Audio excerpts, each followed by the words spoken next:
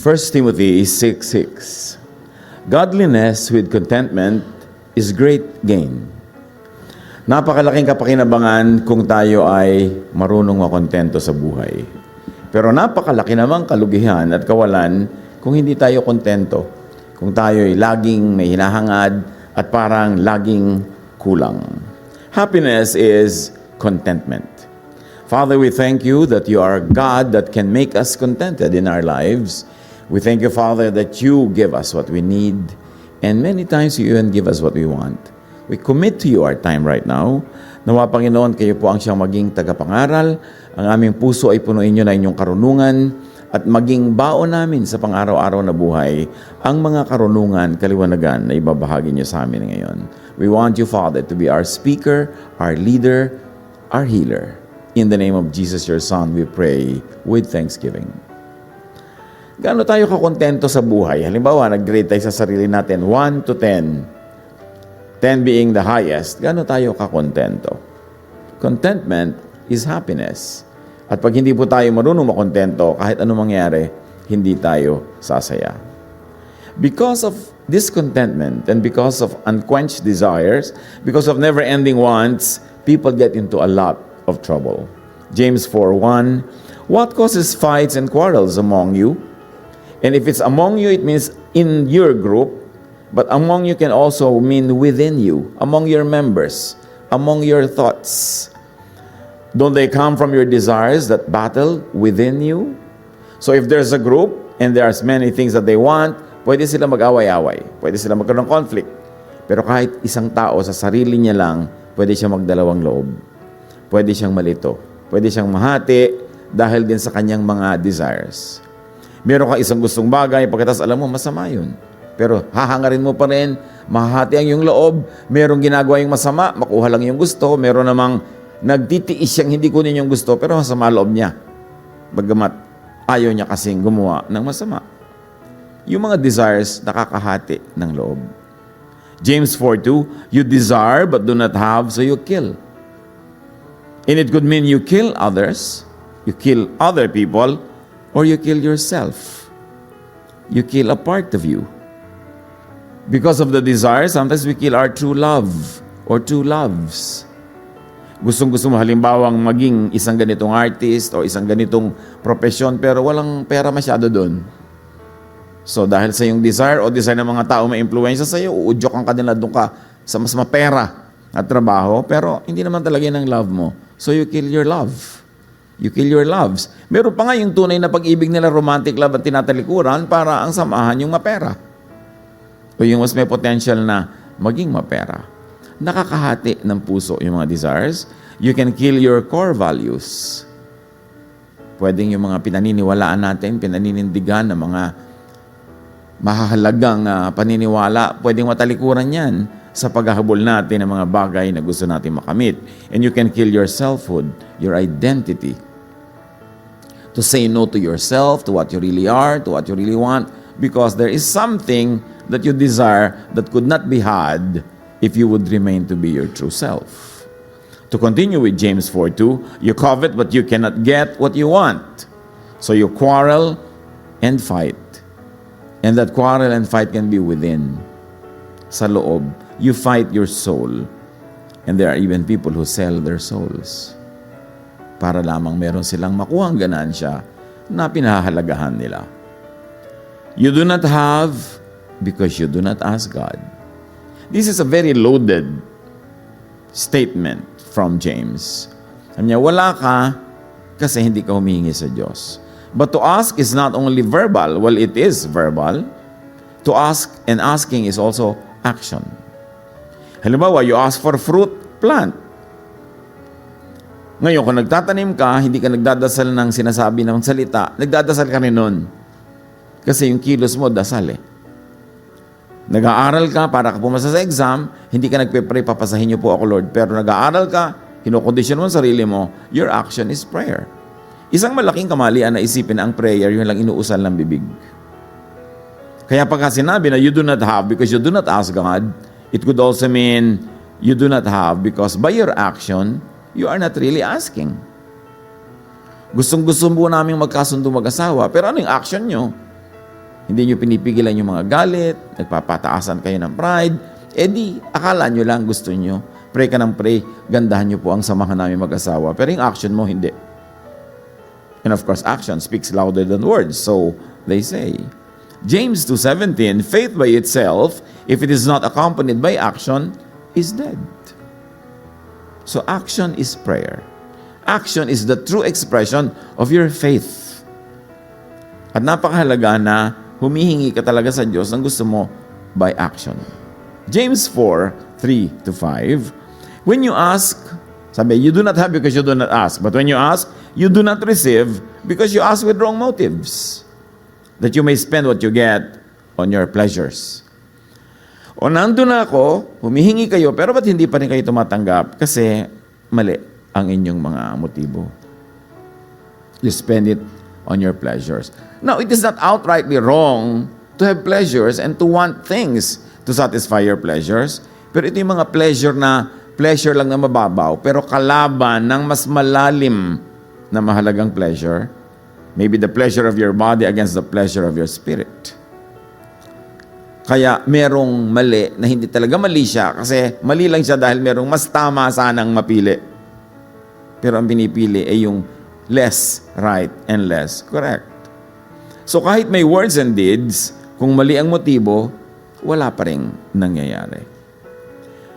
Sa pagpapatuloy ng James, you adulterous people, don't you know that friendship with the world means enmity, being enemies with God? So friendship with the world may be your wrong side.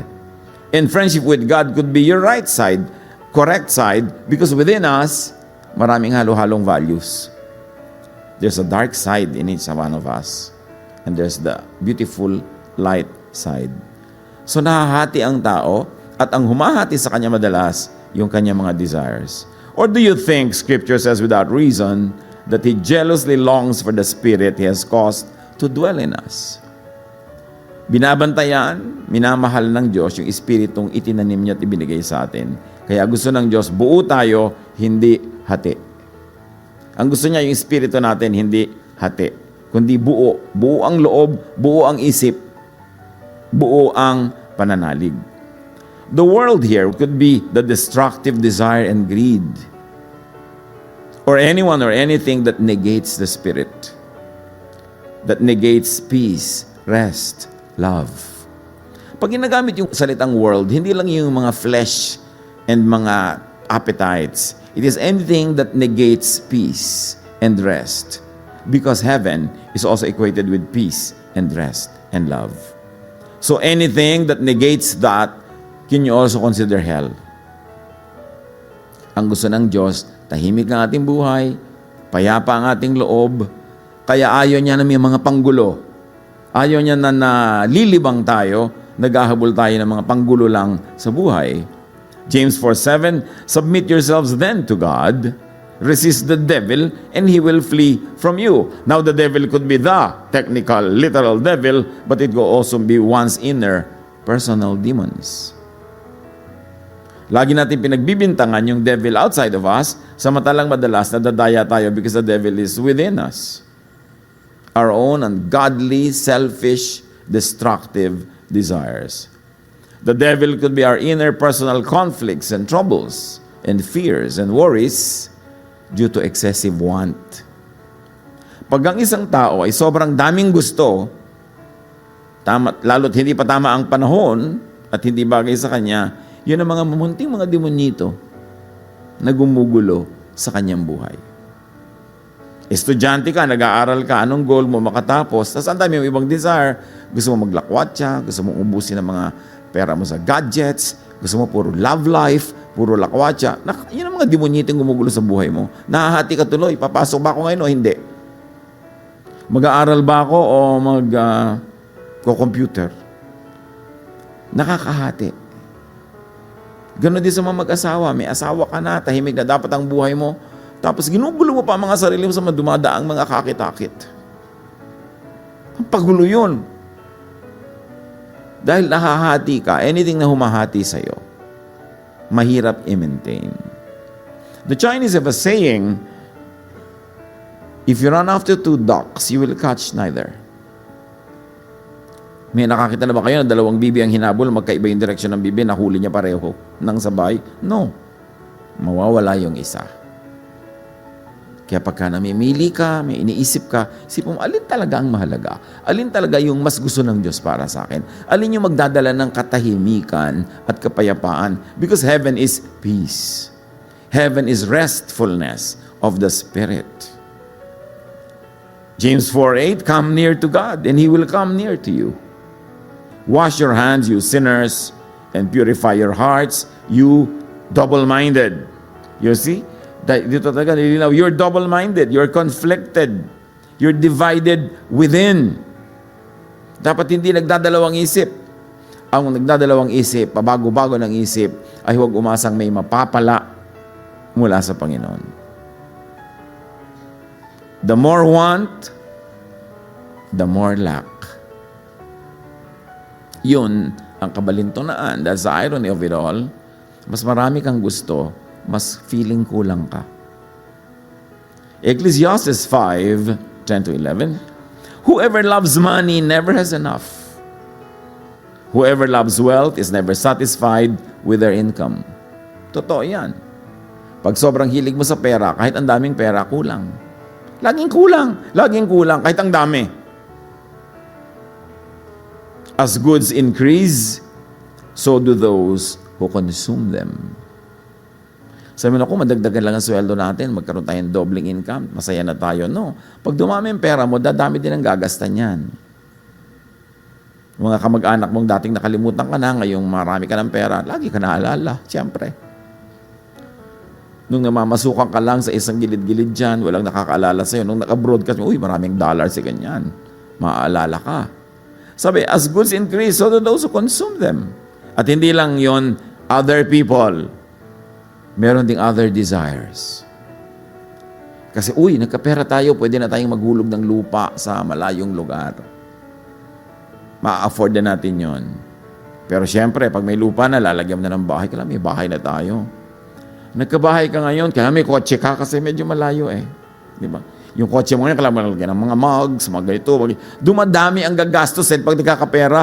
Kaya hindi totoong lumuluwag ang buhay pag dumadami. Kasi habang dumadami, mas marami multiplicants ang mga gastos. Lumaki-laki na kaunti ang pera mo. Dati nagpapagupit ka lang sa 75 pesos na barbero. Ngayon sa salon na, 1,000. Dati nagkukulay-kulay ka lang ng mga nabibiling jobo sa kalye. Ba, meron na ngayon pati nga buhok ngayon, nire-relax na rin. Di ba? Pag may pera ka, ang buhok nire-relax. Pag wala kang pera, ikaw nga hindi ka makarelax eh. Di ba? Nagkakaaso ka, ang aso mo ngayon, isa salon. Mahal pa ang manicure ng aso sa manicure ng tao. Siyempre, yung aso, lalagyan mo ngayon ng baka, kahit tali. Padami ng padami, kulang at pera. Kulang at kulang at kulang yan. Hindi yan pwedeng sumobra. Ecclesiastes 6:7, everyone's toil is for their mouth, yet their appetite is never satisfied. Dati, kontento ka na lang na isang itlog lang pinapalapad nyo sa kawali na ganyan para kasya sa inyong lahat, di ba? Parang balutan ng lumpia yung itlog sa nipis. Nung nagkapera ka na, kailangan ng itlog organic. Hindi magkakasya ang pera mo talaga. Kulang at kulang. Kaya, sino dito kaya sobrang pera? Meron ba? No, laging kulang yan. So, tanggapin niya lang yun para huwag kayong malungkot. The more lack, the less happy. Pag lalo mo iniisip yung wala. Ecclesiastes 5:12, but as for the rich, their abundance permits them no sleep. Maraming babantayan. Maraming i-maintain. Pag payaman ka ng payaman, kapatid, dumadami ang number na minememorya mo. Dati nga, ang alam mo lang, ika-4 akong anak ng aking ina. Pero pag nagkakapera ka na, nagkaka-passport number ka, nagkaka-SS number ka, nagkakaroon ka ng mga insurance number, sari-sari mga number yan. Kung may numbered accounts ka pa sa Switzerland. Mga bank accounts, ang dami-dami mong tatanda, mga password, ang dami mong i-maintain. Magpapagawa ka ng magandang bahay, ngayon kailangan mong bantayan. Meron mga pamilya akong kilala, dati wala silang bahay. Ang saya nila, lagi namamasyal, magkakasama. Nung nagkabahay, wala nang makaalis ng sabay-sabay. Dapat may tao sa bahay. Kasi mananakawan sila. Hindi naman masamang magkaroon ng sariling bahay. But you know, dapat mo ka mag-balance. Kasi ang dali-daling, yung bagay na dapat ginagamit mo, ikaw ang gamitin at ikaw ang maging amo mo siya. Dati yung kotse mo, bulok-bulok lang, luma-luma. Nung naging brand new, ayaw mo nang gamitin pag umuulan, mababasa. Konting talsik-talsik na mga asfalto, linis ka na ng linis, mas madalas mo pang himasin ng kotse kay misis. Dapat marunong tayong mag-isip-isip. The less want, the more happy. Ecclesiastes 5:12, the sleep of a laborer is sweet, whether they eat little or much. Nakikita niyo yung mga tao sa palengke na pagkaalauna ng umaga, medyo matumal na, ang sarap ng tulog nila. Di ba? Hindi mo mababayaran ang himbing nila. Kahit nga uga-ugain mo, matapakat mo, tulog pa rin. Kaming ganun. Dahil, blessing kasi. Meron talagang kakambal na blessing din yung kahirapan sa buhay. Siyempre, hindi naman natin gusto maging maralita. Pero pag maralita ka, nahahanapin mo rin yung mga blessing. Meron din. Nakakatulog ka ng mahimbing kasi walang mananakaw sa'yo. Kesa na tatatakot ka laging manakawan. Ganon din yung walang papa. Wala kang pagseselosan, di ba? Tahimik ang buhay mo. Nagkaroon ka ng papa, nakamukha ni Piolo Pascual. Lagi kang ninenervyos. Lagi kang nakabantay. So, importante na kung saan ka nandun ngayon, makontento ka. Kung meron, salamat. Kung wala, ipagpasalamat mo rin yung advantages na wala kang karga, wala kang alalahanin, wala kang binabantayan. Ngayon, kung binigyan ka, di yun namang mga ikakasaya mo doon ang isipin mo. Pero huwag mo laging isipin kung ano yung wala. Parang may mga Pilipinong nakatira sa ibang bansa. Pag nandun, homesick na homesick, makakita lang ng bananak yun sa picture, homesick na homesick. No? Makakita ng maruya, homesick na homesick. Pag nandito naman, ang init-init, ang lamok-lamok. Kahit saan siya pumunta, kulang. Kaya kalan ko, saan ka naroon, maging masaya ka. Kung sinong kasama mo, enjoyin mo yan. Kung anong kinakain mo, enjoyin mo. Dapat matuto kang turuan ng sariling makontento. Hindi ibig sabihin ng kontento, walang pangarap, walang ambisyon. No. Nagsisikap ka, meron ka pa rin plano, meron kang gusto, pero kung ano yung nandito ngayon, enjoyin mo yan. Importanteng disiplinahin ang sarili na maging ganun. Want is in inverse proportion to happiness. Mas marami kang wants, less happiness. Less wants, more happiness. Yung konti ang nire-require mo para sumaya, masasaya ka nun. Hindi napakarami mong arte, napakaraming kailangan para ka sumaya. Proverbs 15:7, better a small serving of vegetables with love than a fattened calf with hatred. Hindi masama na kumain ng masarap na karne, first class na steak. Pero sabi, alam nyo, kung pag-aaway-awayan nyo lang, masyadong complex, maraming komplikasyon, simple na lang para tahimik. Kaya kung minsan yung mga malalaki mga handaan, mga debut, mga weddings, mga anniversaries, sa kabusisian nung magpa-party, nung maghahanda, hindi na siya nag-enjoy. Ang dami niyang inasikaso, kaya nung araw ng party niya, mukha siyang bungo. Kasi pagod na siya to make everything perfect. Merong maghahanda, pinili mo pa lahat ng pagkain habang kumakain na, hindi ka makakain, ang dami-dami mong iniisip na dapat perfect, dapat may tugtog, o wala pa yung ganito, wala pa yung ganon. And if you had done parties like this, you probably know what I mean. Kung naging simple lang yan, inayaya mo yung mga taong talagang tunay na mahalaga sa'yo, relax lang kayo, you'll be happier. Happiness is peace. Pag walang peace, walang happiness. Kahit pa anong bagay ang nandyan, pag hindi tahimik ang loob, pagka hindi payapa, walang happiness. So huwag umimbento ng magtatanggal ng happiness, which is magtatanggal ng kapayapaan, magbibigay ng complications sa buhay. Proverbs 21:19, better live in a desert than with a quarrelsome and nagging wife or husband. Alam niyo, mga lalaking sumulat ng Bible, kaya puro laging wife yung pinupuntir niya. Pero, syempre, meron ding naging husband. May mga husband nga, mas nagger pa. Diba? Or may iba naman silang uri ng pang-inis sa'yo. Pero sabi niyo, mabuti pa, mag-isa ka na lang kasi may partner ka, tas ganyan naman. Kaya mga ang saya-saya, ang sarap prata, may buhay, may asawa. Wala ka pa 6 na buwan, ano? Kasi mga iba nagsisisi na sa tagal. Meron naman talagang basta all throughout. Pero yung mga gano'n, natutunan nila kasi kung paano makontento sa asawa nila, sa anak nila, sa kapatid nila, sa kaibigan nila. Huwag mong hanapin yung wala. Ang appreciatein mo yung nandun para ka sumaya. 1 Timothy 6:17-19, command those who are rich in this present world not to put their hope in wealth, which is so uncertain, but to put their hope in God, who richly provides us with everything for our enjoyment. So ang sinasabi, huwag mong iasa sa pera ang ligaya because wealth is uncertain. Bigla-bigla yung nawawala. Pwedeng biglang mawala ng halaga. Beauty and fame, they are both uncertain. Akala ng iba, pagka gumanda sila, pagka napaliit nila yung panga nila, napataas sila, matambok na yung pusngin nila, sasaya na sila. Hindi naman. Tanungin nyo nga yung mga may parang isang buong mangga dito dahil naglaga. Masaya ka ba, ate? Sabi, hindi, kasi ang gusto ko na ngayon, guyabano. Kulang na naman yung mangga. Laging kulang at kulang at kulang. I was talking to one celebrated personality. Meron kaming private land sa bahay niya. Super good looking. Sabi sa kanya, how does it feel to be unbelievably good looking? Sabi niya, insecure. Why insecure? Because you know it's not gonna last.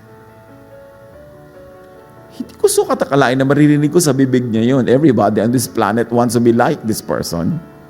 Tapos sabi niya, insecure. Because you know it's not gonna last. Kasi yung value niya nasa face eh. Pagka lumaylay yung ganito niya o natabingi o ano, di wala na siyang value. Unless may iba ka pang value yung ilalabas. Kasi pag nasa material lang yon, looks, physical looks, your body, insecure ka talaga. Dapat nakakapit ang kaligayahan mo sa ibang mas malalalim na bagay. Yan ay sa pagkakakilala mo sa Panginoon, sa pagiging makadiyos mo, sa paggawa mo ng mabuti, sa pagtatanim mo ng kabutihan sa kapwa. Kasi alam mo na, kahit kailan, hindi mo mawawala yung magiging bunga ng itinatanim mo. While, hindi naman masama na habang nagtatanim ka, good looking ka pa. But it doesn't always come together in one person. Yung sinasabi ni Shakespeare, desiring this man's art or that man's cope with what I most enjoy, contented least. Pag ikinumpara mo yung sarili mo sa iba, hinangad mo yung meron siya at yung wala ka, inisip mo, talagang magluluksa ka lang sa buhay. That is not the way to live. At sabi sa verse 16, 18, command them to be rich in good deeds and to be generous and willing to share. Bakit yun ay tinuturo ng Bible? Ang yaman-yaman mo na. Ang itinuturo pa sa'yo to be generous, to be willing to share. Kasi nga hindi mo pwedeng asahan yung kayamanan mo. Ang pwede mong asahan ay kung may nagmamahal sa'yo, kung may tatanaw sa'yo, kung mayroong mag-aalaga sa'yo, kung kailangan mo ng alaga, yun ang mas dapat mong pagtaniman ng maraming mabubuting bagay. Verse 19, in this way they will lay up treasures for themselves as a firm foundation for the coming age, so that they may take hold of the life that is truly life. Sabi ni Jesus, gather for yourselves treasures in heaven. And you know, heaven is there, but heaven is also in the mind. Mag-ipon ka ng kayamanan sa iyong isip.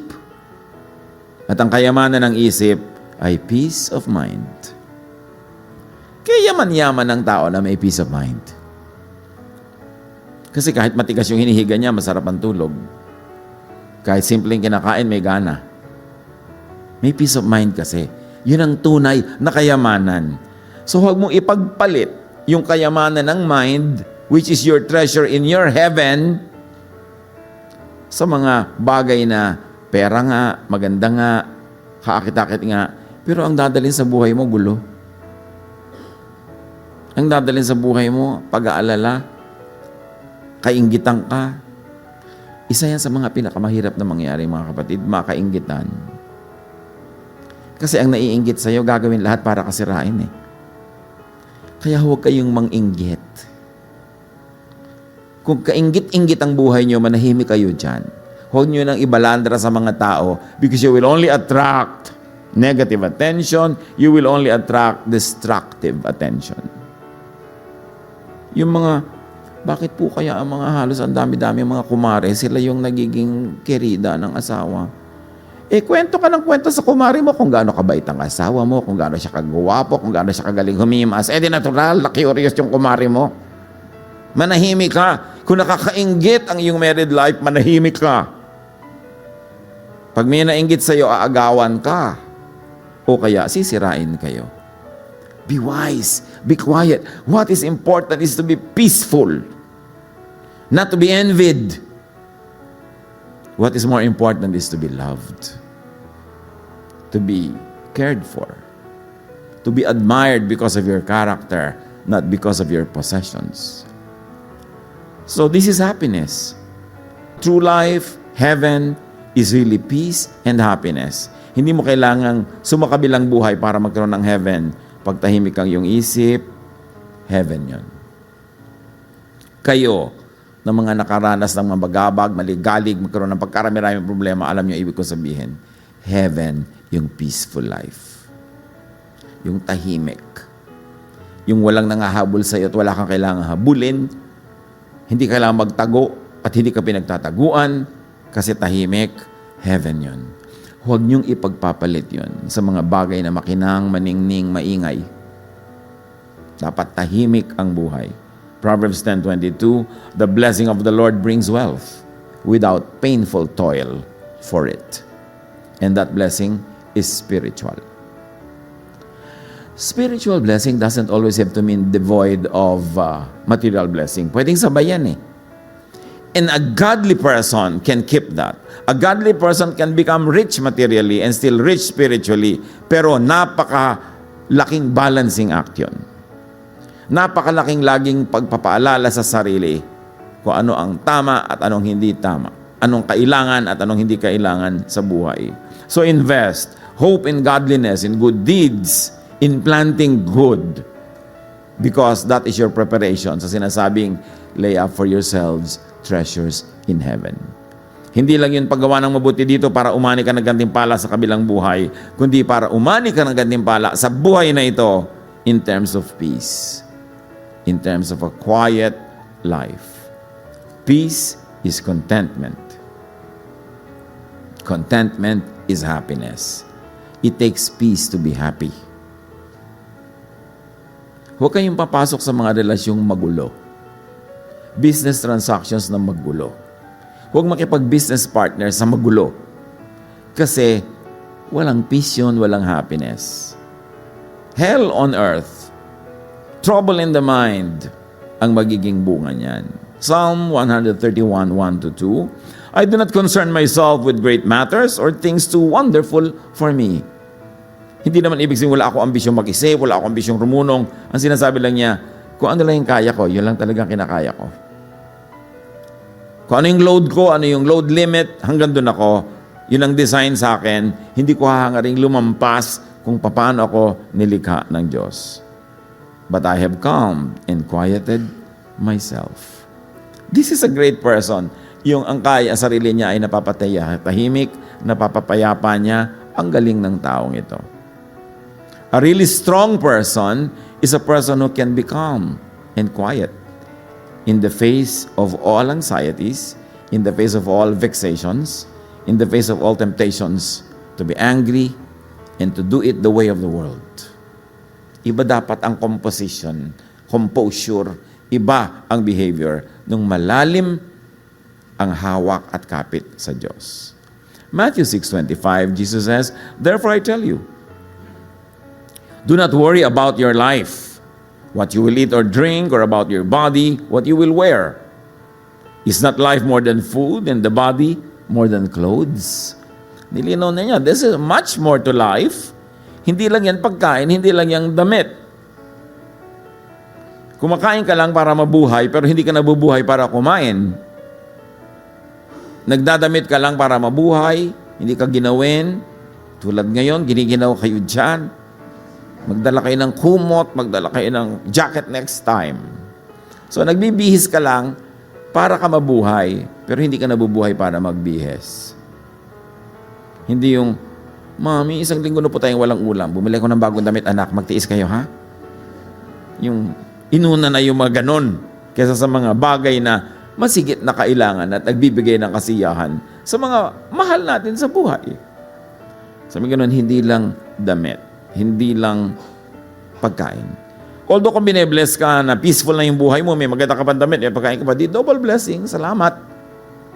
Pero kung kailangan yung pumili, huwag kayong malito. Piliin nyo kung ano yung nakapagpapatahimik. Kung ano yung payapa. Kung ano yung nagpapasimple. Kasi nasa kasimplehan ng kapayapaan. Luke 3:12-14. Even tax collectors came to be baptized. Teacher, they asked, what should we do? Don't collect any more than what you are required to, he told them. Then some soldiers asked him, and what should we do? He replied, don't extort money and don't accuse people falsely. Be content with your pay. So these people were finding the way to the kingdom of God. Nagpapabaptize sila, nagkakaroon sila ng kaliwanagan. Kaya alam nila na kailangan may mabago sa buhay nila. Hindi pwedeng pupunta ka sa Panginoon, susunod ka sa Kanya, tatanggapin mo siya sa buhay mo, magpapabaptize ka pa, tapos wala kang babaguhin. Kaya ang tanong nila, very sensible. O, soldier ako, what should I do? Tax collector ako, what should I do? At ang sagot, makontento kayo sa kita nyo, huwag kayong maging corrupt. Huwag kayong gumawa ng masama para lang dumami yung pera nyo. Eh bakit naman po? Kasi di ba lumalapit kayo sa Diyos para maging payapa ang buhay nyo? Sa palagay nyo, papayapa kayo kung nagnanakaw kayo. Papayapa kayo kung meron kayong kailangang itago. Papayapa kayo kung hinahabol-habol kayo ng batas. Matkontento kayo. Ngayon, kung dumadami ang inyong hanap buhay, dumadami yung kinikita na hindi nyo kailangan magtago, wala kayong dapat ikaya, di good. Pero huwag niyong uunahin yung mga bagay na yan.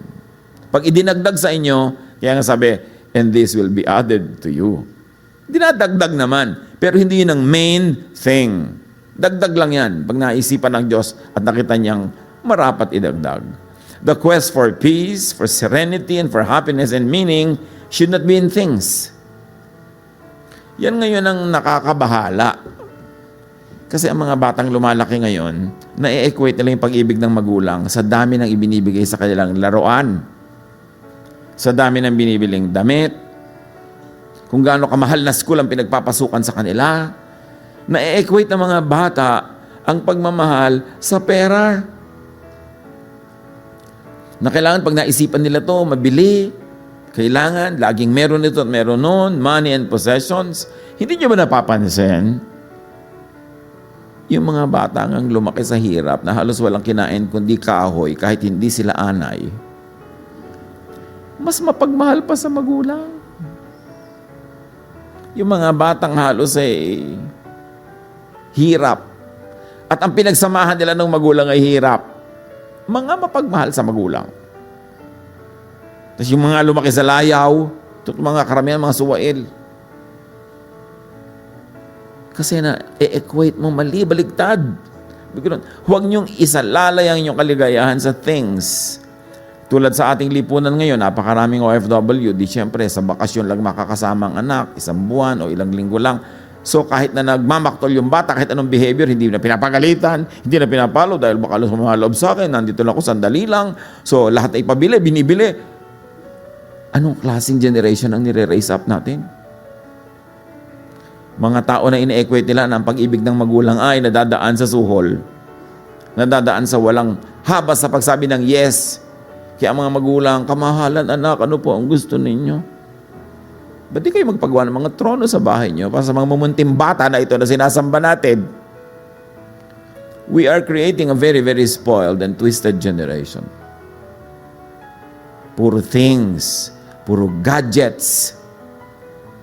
Mami, may bago na pong lalabas na cellphone. May bago ka na bang kinita? Wala po. Di yan lumang cellphone ng... Di ka pa kumikita, gusto mo pa pinakabagong cellphone. Hindi po ba love nyo ako? Magtahimay ka. Huwag mo ako i-blackmail, no? dapat isipin yan. Luke 12:13-15. Someone in the crowd said to Jesus, "Teacher, tell my brother to divide the inheritance with me." Jesus replied, "Man, who appointed me a judge or an arbiter between you?" Sino may sabing nagpunta ako dito sa daigdig para maghati ng kayamanan pinaghahatian yung dalawang magkapatid? Then he said to them, "Watch out, be on your guard against all kinds of greed. Life does not consist in an abundance of possessions." Hindi nasusukat ang buhay sa dami ng ari-arian. Hindi nasusukat ang husay at galing ng isang magulang o pamilya sa dami ng ari-arian. Ang dapat na ituturo sa bawat isa, pinagsasalusaluhan, mapayapang buhay, tahimik na buhay, pagmamahalan, pagsusunuran. Ito ang mahalaga. 1 Timothy 6:6-8, "Godliness with contentment is great gain. For we brought nothing into the world, and we can take nothing out of it."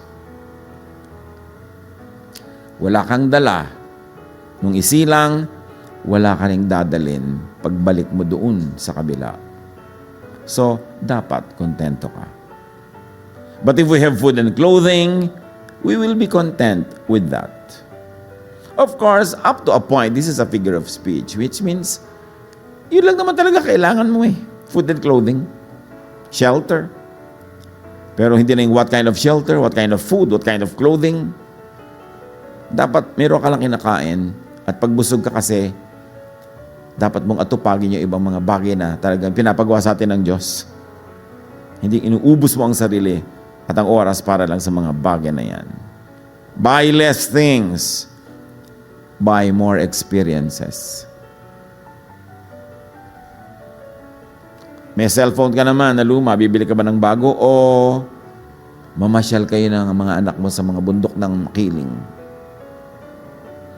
Hipuin niyo ang mga puno at mga bato. Huwag lang yung mga ahas. Diba? Magtampiso kayo sa mga batis-batis. Halaga na isang malaking cellphone na kapag weekend kayo sa tabi ng dagat na hindi naman kamahalan. According to studies, mga kapatid, mas nakakapagligaya na ang pera mo gastusin mo sa experience kesa sa bumili ka ng material thing. Yung experience natin, o sa susunod na buwan, experience naman natin, di ba? Kung ano man yun. Pupunta tayo sa probinsya na may bukid na napakalawak, walang masyadong maraming puno, kasi full moon, hihiga tayo sa banig habang kumukuya-kuya-kuy tayo at kumakain ng kung ano man, at manonood tayo ng buwan. Mula sumikat hanggang lumubog. Naranasan nyo na ba yun? Oh. Ang mga bata lalo, lalaki sila. Alam nyo ba dapat ang binibigay nyo sa bata habang bata? Memories. Yung mga maaalala nila hanggang tumanda sila, di nila malilimot. Mga karanasan. Mga bagay na binibili, nalilimutan nila. Pag naluma nga, hate nila. Gusto nila bago ulit, tapon ng tapon. Mabuti kung napakarami mong pera that you can buy things and memories also. Pero kung mamimili ka sa dalawa, spend on experiences. Especially communal experience. Experiences you share with the people who matter in your life. Magandang investment yun. Hindi mga things. Kasi yung mga things, nag-aano yan eh, nagde-depreciate agad. Memories habang tumatagal, lalo gumaganda pagka inaalala. The quest for peace, serenity, happiness, and meaning should not be in other people. Kanina, should not be in things. Now, should not be in other people. 1 Thessalonians 4:12, you will not be dependent on anybody. Anybody. Do not expect people to complete you. Yung bang I'm here looking for someone to complete me. Mangisay ka. Sino ko complete sa'yo? Lahat ng tao naghahanap din na magko-complete sa kanila. Di puro kulang yan. Mabibigo ka lang. Completein mo ang sarili mo. At kung hindi ka makomplete, be happy with what you have. Ngayon, nakakita ka ng kasamang kapwa mo rin kulang and you enjoy life together, good. Pero huwag mong iasa sa kanyang kaligayahan mo. Huwag mong iasa sa kanyang security mo. Huwag mong iasa ang lahat. Mabibigo ka. At kung sino man ang aasahan, mape-pressure, masasakal, lalayasan ka rin. Importante na huwag mong hinahanap sa iba na buuin ka. Hindi sila nilikha para buuin ka. Kasi nilikha ka naman ng Diyos na buo. Kaya yung mga experiences natin sa childhood, in our early life, minsan nakakasira ng psyche, nakakasira ng ating psychology. Kailangan buuin mo uli yan through the Lord. Buuin mo uli sa pagiging born again. May panganak ka muli, spiritually, psychologically, emotionally, pero huwag mong iasa sa iba. Proverbs 25:17, seldom set foot in your neighbor's house too much, or they will hate you. Too much of you, or they will hate you. Sabi, kung pupunta ka sa kapitbahay mo, huwag madalas at huwag matagal. The less visits, the more welcome. Hindi, nalulungkot ka, gusto mong pumunta doon. Hindi naman siya nalulungkot, marami siyang gagawin, hindi abala ka sa kanya. May mga taong, huy, samahan mo naman ako, nalulungkot ako, di ba? Yan tabi-tabi kong ginagawa dito eh. Di ka mamasyal mag-isa dyan. Huwag mong iasa sa ibang kaligayahan mo. You should learn to entertain yourself. Matuto ka na paligayahin ang sarili mo, hindi mo iasa lagi sa iba. Huy, patawanin mo naman ako. Ano ako? Clown? May mga taong iaasa talaga. Hindi makakain mag-isa. May mga panahon talaga kailangan mag-isa ka. Kasi busy ang mga tao. O may iba silang ginagawa. May iba silang priority.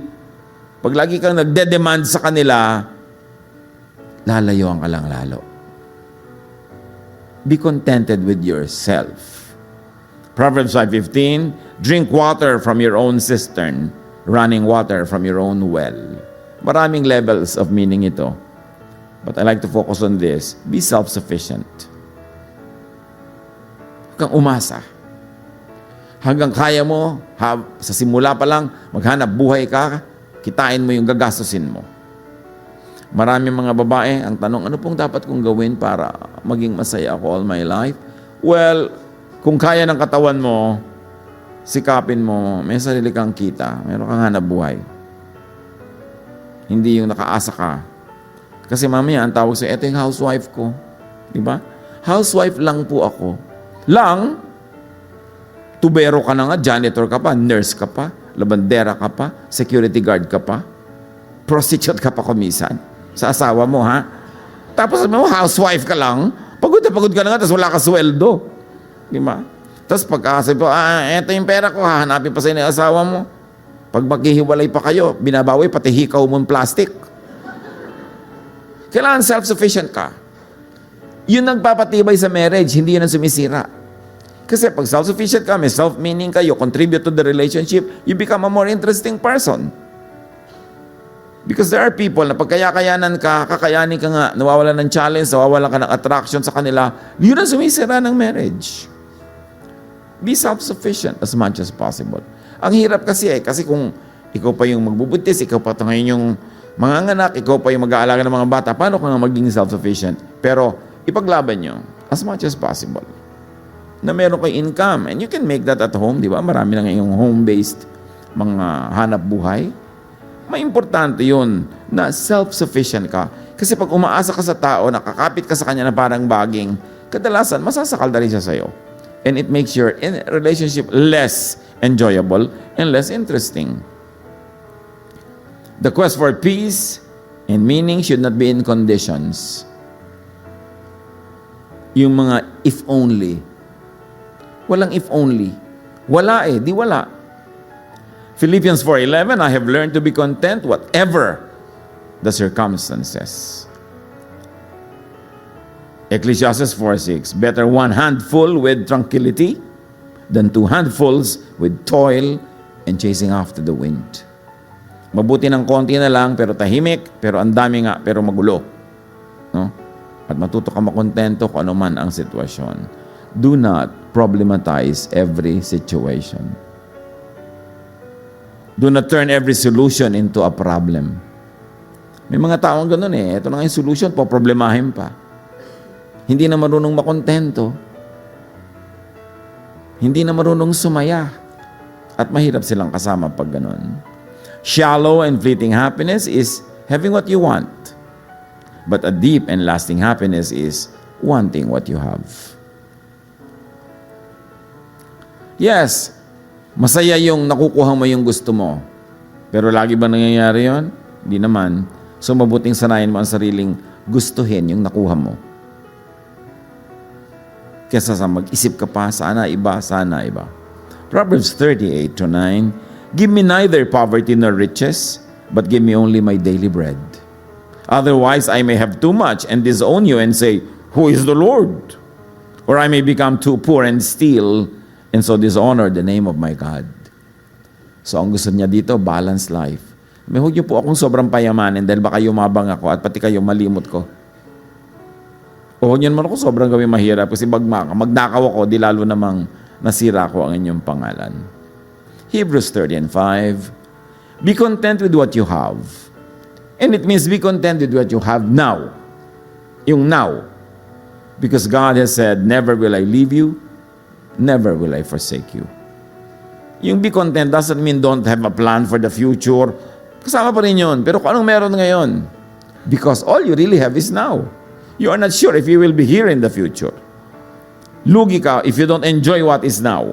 Kailangan ma-enjoy mo yan. So we say with confidence, the Lord is my helper. I will not be afraid. Pag laging kasama si Lord sa equation, alam mong hindi ka nag-iisa, hindi ka kulang. Kasi nandiyan ang Panginoon. Isali mo siya lagi sa kwento.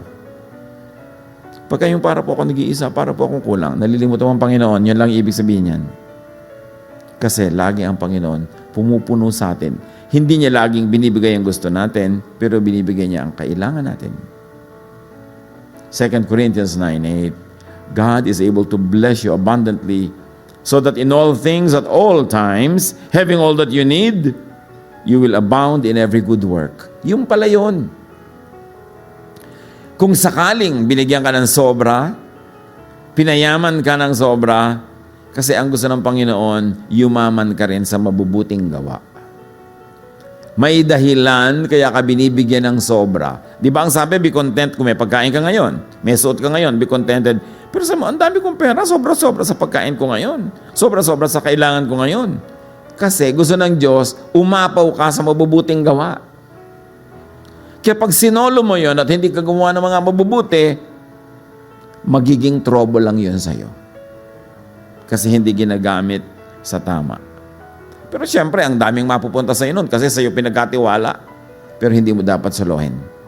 Because the purpose, God blesses you abundantly, is so that you will abound in every good work. Marunong kang mag-share, marunong kang tumulong, marunong kang maging secure. Therefore, you are able to help many people. And all the time, brothers and sisters, you want to be happy, you want to be contented, at tupagin nyo lagi, thank God. Always thank God. Kahit maraming parang problema, humanap ka ng maipagpapasalamat mo. Because it is proven in many studies of the brain that gratitude changes the shape of the brain. Ang mga taong palapasalamat sa Diyos. O kahit puno, salamat puno. Salamat nanay. Palapasalamat, naiiba talaga yung itsura ng brain nila.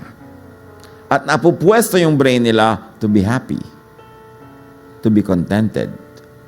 Subukan nyo naman, na reklamador kayo lagi. Reklamo ka ng reklamo. Lagi ka nakikipag-away sa bawat waiter. Nagre-away ka sa bawat elevator girl. Nagre-away ka kahit kanino na lang. Lagi kasi nagre-reklamo, I'm sure hindi ka masaya. Kasi sa simula, kaya ka nga away ng away, hindi ka masaya. Pero kaaaway mo, lalong hindi ka sasaya. At lalo kang mang-aaway, at lalong hindi ka sasaya. And you will be in this never-ending cycle downward. Pag nakita mo kapatid na ikaw nasa cycle na ganon, galit, away, get out of that cycle. Don't continue in it kasi dadaling ka niya pababa. And you break the cycle by finding reasons to be thankful. Thank God. Naikwento ko na ito before, ulitin ko ngayon para sa mga absent noon. May mag-asawa, ang tagal nag-abroad doon lalaki, nagtiis sila magkahiwalay na mag-asawa, nakabili sila ng mga konting gamit-gamit sa bahay. Minsan, nung umuwi na for good si lalaki, natutulog sila, nanakawan, ang dami nanakaw yung TV, nanakaw yung ganito, nanakaw yung ganyan.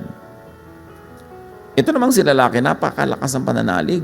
Sabi niya, salamat po, Lord. Sabi ng asawa, anong pinagpapasalamat mo? Nanakawan na nga tayo. Salamat, may natira, ayan pa ang toilet bowl, oh. Okay. Tapos ano pa? Salamat, dahil nanakawan tayo, napasok tayong tulog, di tayo pinatay. Ay, sa bagay, salamat nga. Tapos niya, at saka alam mo pa, salamat na hindi tayo yung kailangang magnakaw. Ay, oo nga naman, may maipagpapasalamat pa nga pala. Pero kailangan palitan mo yung mga nawala, ha? Ang dami mong pwedeng ipagpasalamat. Kahit extreme, stop, think about what to thank God for and thank God. Maiibang isip mo, maiibang body chemistry mo, maiibang itsura mo, maiibang buhay mo. Because it begins with the thought. So, control, discipline your thought to be thankful, to be grateful, to be happy. Hebrews 13:5, never will I leave you. Diba? The Lord is my helper. And 2 Corinthians says, God blesses you abundantly, so you will abound in good work, abound in thanksgiving. Up to a point, it's healthy to get what you want. Of course. But when getting becomes unhealthy, painful, stressful, miserable, stop it. Just want what you get. Ang mahalaga, at the end of the day, tahimik ka, payapa. And remember, there is more pleasure in spending, in giving, than in keeping. Yung mga palabigay, alam nila yon. Iba ang ligaya ng nagbibigay sa tumatanggap. Kaya merong mga hindi naman sila mayaman, palabigay eh. May reason, naliligayahan sila. Iba ang ligayang idinudulot ng pagbibigay. Kung hindi pa natin yan napapatunayan, subukan nyo, mapapatunayan nyo. It's really a great blessing to give to people, to give of our time, to give our love, to give our friendship, our forgiveness, our tolerance, our acceptance. Sasaya kayo pag kayo palabigay. After having a reasonable amount to be secure, to be safe, spend instead of save. Kung meron na kayong sapat-sapat, hindi naman sa napakatagal, yung to tide you over, spend. Because there is great happiness when you spend what God gives you. Kasi binibigyan ka ng pera ng Diyos para mo yan enjoyin, hindi para sambahin. Ini-invest mo yung konti, tinitipid mo yung konti, nandyan, pero you spend a lot of it. Because the pleasure of having is in spending it. Especially in spending it, sharing it with others. Giving to people. Master the art of pleasurable spending and giving while remaining responsible. Master the pleasurable art of non-spending but being happy. Hindi naman kailangan lahat bayaran eh. Ang daming ligayang libre. Maraming libreng saya at ligaya sa buhay. Sabi nga nila, di ba? Napakasarap na magtanim at mag-ani. Subukan nyo. Napakasarap na maglakad ng nakayapak sa mga bato-batong makikinis sa batis. Walang bayad. Ang dami pang kaligayahan na natitira sa buhay, hindi lang nasa loob ng mall. At yan ang dapat nating i-develop muli.